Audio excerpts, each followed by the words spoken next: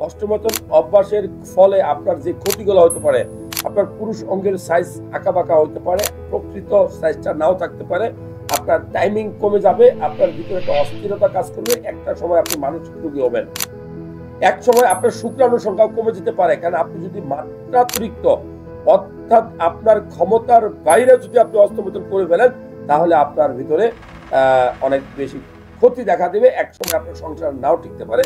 আর সংসার টিকলেও আপনি অবহেলা, আপনার ওয়াইফের কাছে আপনি দাম শূন্য হয়ে পড়বেন। যার আপনার কাছে বাড়ি থাকবে, গাড়ি থাকবে, আপনার সুন্দর ঘরে নারীও থাকবে, কিন্তু আপনার কোনো দাম থাকবে না। সো আমি বলবো যে হস্তমৈথুন রোগ থেকে ভাই বাঁচতে হলে আপনাকে সিদ্ধান্ত নিতে হবে। আপনাকে কি সিদ্ধান্ত নিতে হবে?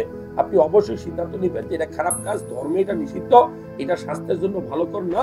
আপনি ভালো ভালো ভিডিও দেখবেন, ভালো ভালো গল্পের বই পড়বেন, নামাজ পড়বেন, ওয়াজ শুনবেন, হ্যাঁ, হুজুরদের কথা শুনবেন।